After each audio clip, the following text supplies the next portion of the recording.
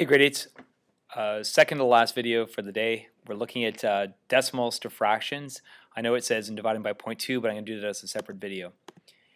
So every single whole number, for example, 10 or 20 or 50, is actually can be represented as a fraction. And you just have to remember this. It's important because every whole number is anything over 1. So 10 divided by 1 is still 10. It's 10 wholes.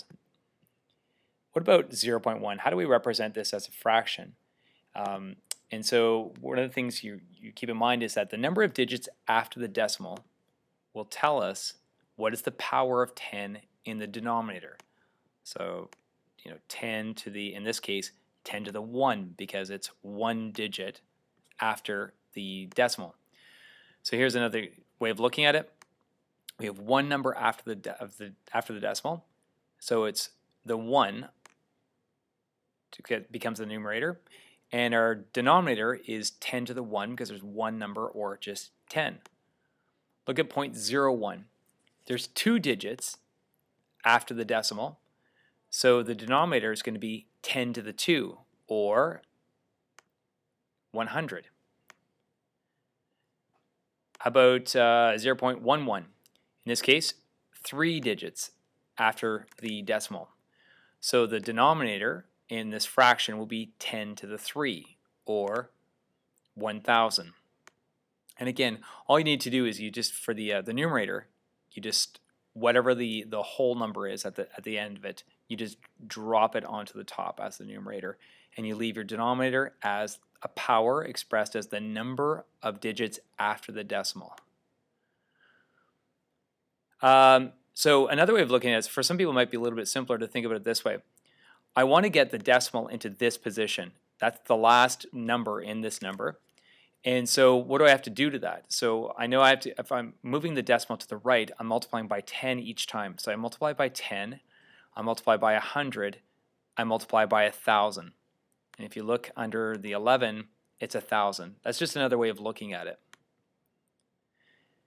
In this one, I can look at it two ways. I can look at it, there is one decimal after, one number after the decimal, so it's going to be 10 to the 1. Or I can look at it, what do I have to multiply this number by to get the decimal right after the last number? I have to multiply it by 10, so 5 over 10.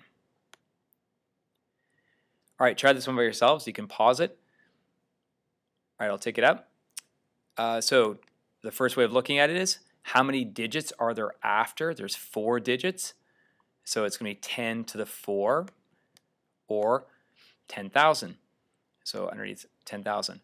And for some people, they might just like to go like this. How do I get this decimal all the way over here? What do I have to do? I have to go times 10, times 100, times 1,000, times 10,000.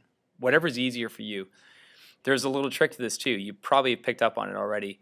That 10 to the 4, because there's 4 digits after, also represents the number of zeros in the denominator. So look at that again. There are 4 digits after the decimal, and that means that there's going to be 4 zeros plus a 1. And try these two on your own. You can pause it, and then you should be good to go. I'll do a quick reveal now.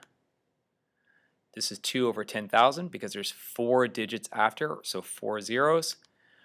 And this one's going to be 3 digits after, so 3 zeros or 1,000. Hope that helps. Take care.